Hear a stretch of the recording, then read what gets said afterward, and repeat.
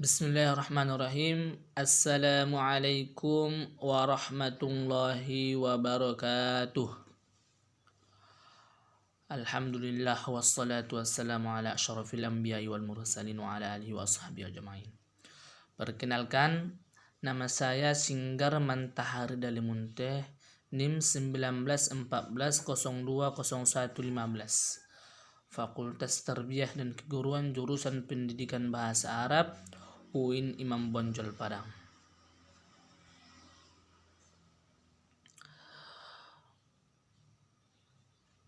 Ini dibuat untuk memenuhi tugas mata kuliah Wasaid Ta'lim Al-Lughah Al-Arabiyah, dosen pembimbing Melija Budiarti MA.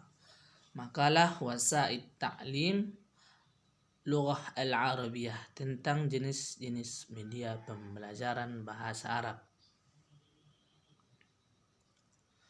Di sini saya sebagai pemateri yang pertama dari makalah kelompok 2 akan membahas tentang jenis-jenis media pembelajaran. Jenis media pembelajaran jika ditinjau dari segi penggunaan media dikaitkan dengan indera yang digunakan manusia untuk memperoleh pengetahuan, maka media diklasifikasikan menjadi 3 macam. Yang pertama, media pandang atau visual, dalam bahasa Arabnya disebut basariyah. Yang kedua, media dengar atau audio, dalam bahasa Arabnya disebut sam'iyah. Yang ketiga, media pandang dengar atau dalam bahasa Arab sam'iyatil basariyah, disebut juga dengan audio visual. Jadi satu persatu kita akan membahasnya.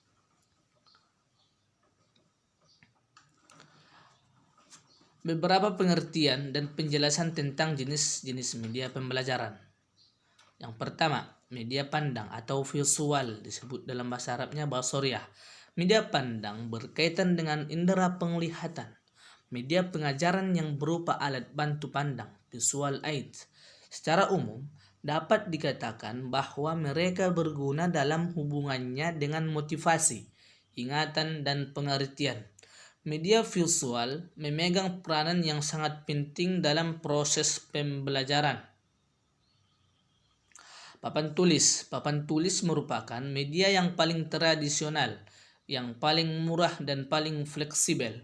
Di samping untuk menulis, papan tulis dapat dipakai untuk membuat gambar skema, diagram, dan sebagainya. Papan planel adalah jenis papan yang permukaannya dilapisi dengan kain flanel. Kegunaannya untuk menempelkan program yang berupa gambar, skema, kartu kata, dan semacamnya. Selanjutnya, papan tali. Papan tali dapat dibuat dengan memasang tali-tali pada papan tulis biasa atau pada papan triplex. Tali yang baik adalah kawat kecil. Tali-tali tersebut dikaitkan pada paku kecil yang lain yang dipasang pada tepi kanan dan kiri papan tersebut sehingga merentang dari kiri ke kanan.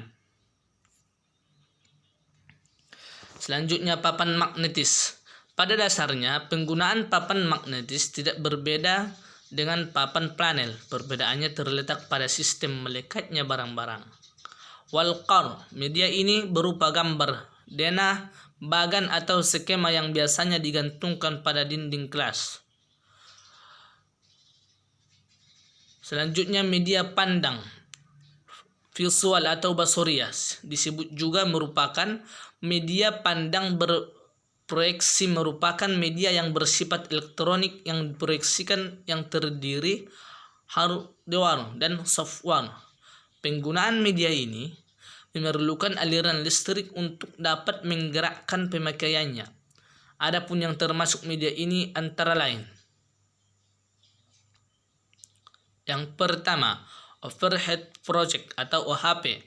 OHP merupakan alat yang dipakai untuk memproyeksikan suatu objek transparan ke permukaan layar sehingga menghasilkan gambar yang cukup besar. Proyektor OHP merupakan hardware. Selanjutnya slide. Slide merupakan gambar transparan yang diproyeksikan oleh cahaya melalui proyektor. Ukuran slide biasanya 2x2 atau 2x3 cm. Slide memiliki dua bentuk, yaitu pertama, bentuk tradisional yang lepas satu persatu, dan kedua, bentuk baru yang dibungkus dalam tempat khusus lalu dimasukkan ke dalam proyektor dan secara otomatis berputar seperti film biasa. Selanjutnya film strips. Media ini hampir sama dengan slide. Letak perbedaannya pada slide, gambar-gambar yang diperoleh dari hasil pemrotetan tersebut merupakan satuan-satuan lepas. Sedangkan pada film strip, gambar-gambar tersebut merupakan rangkaian dalam satu roll. Terus yang keempat, film bisu.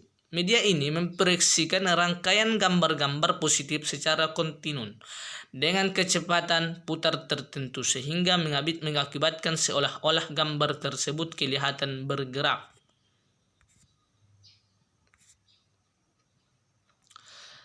Selanjutnya, media yang kedua adalah media dengar atau audio. Media audio berkaitan dengan indera pendengaran. Pesan yang disampaikan dituangkan ke dalam lambang-lambang auditif, baik verbal atau ke dalam kata-kata atau bahasa lisan maupun non-verbal. Media audio dapat menarik dan memotivasi siswa untuk mempelajari materi dengan lebih banyak. Adapun media dengar atau sam'iyah antara lain sebagai berikut. Yang pertama, radio. Media ini berupa program siaran radio yang disalurkan dari pemancar, kemudian diterima oleh alat penerima radio untuk didengar oleh penerima informasi. Yang kedua, tape recorder. Tape recorder merupakan perangkat keras yang membutuhkan perangkat lunak yang berupa program dalam pita rekaman.